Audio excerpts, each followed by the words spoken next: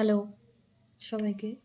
তো আমি দীপান্বিতা। আমি WBHRB বোর্ডের যে এক্সাম স্টাফ নার্স গ্রেড 2 তার যে দুদিনের পরীক্ষা 31 তারিখ এবং 1 তারিখ। তো আজ তো 31 তারিখ, আমার আজ থার্ড শিফটে এক্সাম ছিল। তোমাদেরকে আজকে বলবো যে কি কি নিয়ে যাওয়া উচিত, কোনটা করণীয় নয়, সে সমস্ত নিয়ে আলোচনা করব। তো প্রথমেই যদি বলি এক্সামের কোয়েশ্চেন কেমন হয়েছিল। এক্সামের কোয়েশ্চেন হয়েছিল ভালো, মানে ভালো বলতে যে পড়বে, খুঁটিয়ে পড়বে তার জন্য খুব ভালো। মানে কোয়েশ্চেন ছিল অ্যাপ্লাইড বেসড, কোয়েশ্চেন ছিল ডিরেক্টলি, কোয়েশ্চেন ছিল মানে যেখানে তোমাকে বুঝতে হবে বুদ্ধি খাটিয়ে যে কোনটা হবে অ্যাকচুয়াল অ্যান্সার, ঠিক আছে? এইরকমভাবে। তো আমি এখন কোয়েশ্চেনের আলোচনায় যাব না, আমি যেটা বলবো সেটা হলো যে কী করণীয় এবং কী করণীয় নয়। প্রথমত এক্সাম যার যখন যে শিফটে, সেই শিফটে যখন রিপোর্টিং টাইম পৌঁছে যাবে, মোটামুটি আমার ছিল যেহেতু 5টা থেকে 6টা, সেহেতু আমাকে ঢুকতে হয়েছিলো 3:30, মানে reporting time, gate close time ছিল 4:30। তো 3:30 থেকে 4:30 মধ্যে ঢুকতে হবে, ঠিক আছে? গেলাম। যাওয়ার পর ওখানে একটা লিস্ট দিয়েছিল যে ওখানে রেজিস্ট্রেশন নাম্বার আছে, সেই রেজিস্ট্রেশন নাম্বার অনুযায়ী, যেমন C22, C23 দিয়ে একটা নাম্বার শুরু হয়, সেই নাম্বার অনুযায়ী কে কোথায় বসবে, ঠিক আছে? এটা আমার যেহেতু সিট পড়েছিল কল্যাণীতে, এটা কল্যাণীর ক্ষেত্রে বলছি, আমি জানি না আদার্স জায়গায় কী হয়েছে। তো C22, 23 এই ঘরে বসবে, মানে ওদের ঘর আছে যেটাকে ল্যাব বলছে ওরা, ল্যাব 1, ল্যাব 2, ল্যাব 3, ল্যাব 6, আমার যেমন পড়েছিল ল্যাব 6A, ঠিক আছে?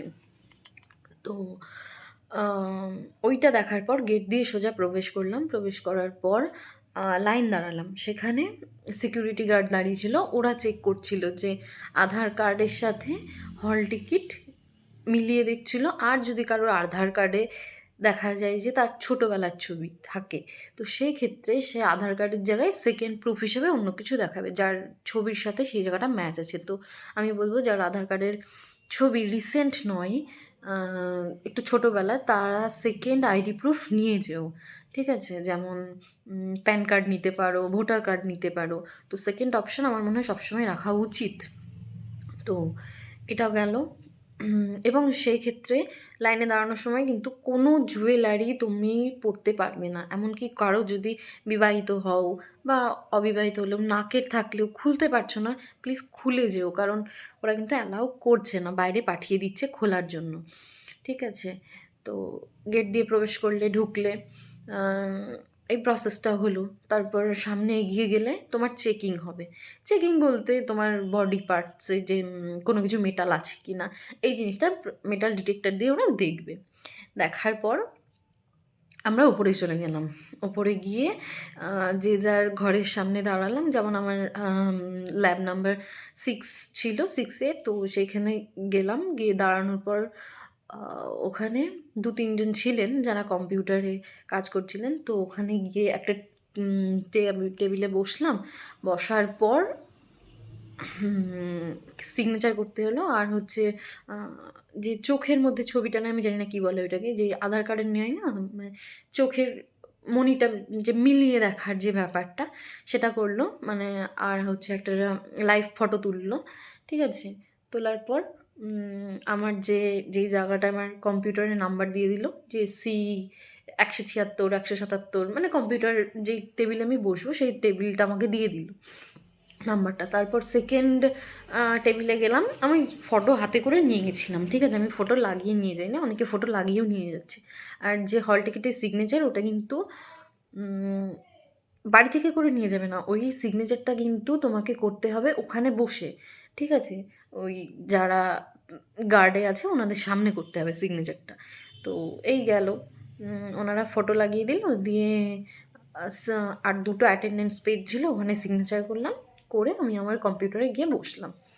তো আমি যখন বসলাম তখনও কিন্তু 25 মিনিট ছিল স্টার্ট হতে, ঠিক আছে? তো এক্সামটা ওখানে টাইম দিয়ে দেয় নিচে, যে ওখানে কোনো ঘড়ি থাকবে না, কিন্তু ওটা দেখে তুমি বুঝতে পারবে যে এক্সামটা কতক্ষণে স্টার্ট হচ্ছে। তো এরকম ছিল 25 মিনিট। তো খানিক 25 মিনিট হয়তো ক্রস করার পর একটা অপশন এলো যে ক্যান্ডিডেটের নাম আর হচ্ছে নিচে পাসওয়ার্ড দিতে বলছে। তো ওরা বলে দিচ্ছে যে যে যার ডেট অফ বার্থটা হবে পাসওয়ার্ড, সব কিছু ওরা গাইড করে দেবে, তো অত চিন্তার কিছু নেই। আর গাইড করার পর ওরা যা যা করতে বললো তাই তাই করলাম, মানে লগ ইন করলাম। লগ ইন করার পর মানে পাসওয়ার্ড দেওয়ার পর লগ ইন অপশানটা চাপা যাবে না, খানিকক্ষণ ওয়েট করতে হবে। তারপর ওরা যখন বলবেন যে মানে ওনারা যখন বলবেন যে লগ ইন অপশানটা প্রেস করো, তখন করতে হবে। তো তখন করলাম, করার পর খানিকক্ষণ পর বিভিন্ন অপশান এলো, সেগুলোকে নেক্সট নেক্সট করে অবশ্যই পড়ে নেবে জিনিসগুলো, ঠিক আছে? নেক্সট নেক্সট করে যাওয়ার পর খানিকক্ষণ ওয়েট করলাম, তারপর কোশ্চেন এলো, ঠিক আছে? কোশ্চেন আসার আগে তোমাকে ওখানে একটা চার্ট দিয়ে দেবে, যেখানে থাকবে যে কোন পার্ট থেকে কটা কোয়েশ্চেন আসছে। যেমন মেডিকেল সার্জিক্যাল থেকে 9টা, অ্যানাটমি থেকে 5টা, কমিউনিটি থেকে 4টে, তারপর গাইনো থেকে 7টা, এরকম সব পুরো লিস্ট দিয়ে দেবে যে কোনটা থেকে কতটা কোয়েশ্চেন আসছে। এবং তারপর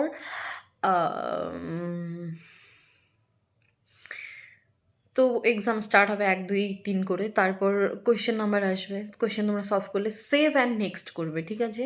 সেভ অ্যান্ড নেক্সট, যেই দেখবে যে গ্রিন কালার আসছে সেটা সেভ অ্যান্ড নেক্সট হয়ে যাবে। মানে সেভ করবে, নেক্সট করবে, তখন দেখবে যে গ্রিন একটা তোমার যে কম্পিউটারের ডান সাইডে একটা কলাম থাকছে, 1 2 3 4 লেখা, ওই কলামটা গ্রিন হয়ে যাবে, ওটা কিন্তু হলে ঠিক। আর যদি বেগুনি আসে তাহলে কিন্তু ওটা তোমাকে স্কিপ করে গেছে কোয়েশ্চেনটা, ঠিক আছে? রেড আসলে তুমি সেই কোয়েশ্চেনটা এখনও অ্যাটেন্ড করোনি। তো এই জিনিসগুলোকে মাথায় রাখবে।